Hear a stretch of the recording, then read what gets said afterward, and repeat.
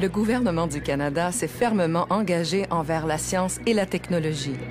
L'eau douce constitue un domaine prioritaire et la science appliquée et pertinente à l'eau douce permet de garantir la propreté, la salubrité et la sûreté de l'eau destinée à l'homme et à l'écosystème. Un des rôles clés de l'administration fédérale est de transmettre les connaissances scientifiques nécessaires pour prendre des décisions et faire des politiques saines. La Direction des sciences et de la technologie d'Environnement Canada dirige cette recherche passionnante qui commence très souvent au Centre canadien des eaux intérieures à Burlington, Ontario. Nous sommes là pour vous. Le Centre canadien des eaux intérieures fournit au ministère les installations de la recherche et développement en matière d'environnement, ainsi que la gestion de la surveillance et des ressources.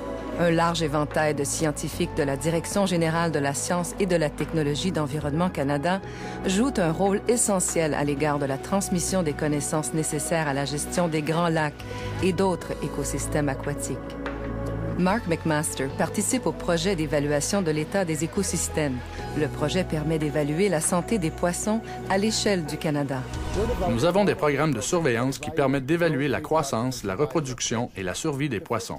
Ils nous feront part de l'état de l'écosystème aquatique, ce qui est important parce que l'eau fait partie de notre survie. Formules de collaboration existent entre les chercheurs, les techniciens, d'autres ministères, universités et organismes de recherche, ainsi que des intervenants internationaux pour étudier divers enjeux liés à l'eau. L'ingénieur Ralph Moulton travaille à la division des enjeux frontaliers de l'eau, qui est chargé de gérer les niveaux d'eau des Grands Lacs. La gestion du niveau d'eau des Grands Lacs est importante pour l'économie et pour l'environnement, ainsi que pour le bien-être personnel. Je veux dire que l'économie est importante pour la production de l'hydroélectricité que nous obtenons des Grands Lacs et des rivières qui s'y rattachent. L'aspect environnemental des terres humides des Grands Lacs est une importante source pour la reproduction des poissons et pour les oiseaux. En ce qui concerne le bien-être personnel, il y a de nombreuses personnes qui vivent le long du littoral ou se rendent à leur chalet, vont à la plage. C'est très important sous tous ces aspects. À titre du plus important institut de recherche sur l'eau douce du Canada, Environnement Canada a plus de 300 employés qui travaillent au CCEI, notamment des écologues de l'eau, des hydrologues, des toxicologues, des géographes en physiographie, des modélisateurs, des limnologues, des chimistes de l'environnement et des techniciens.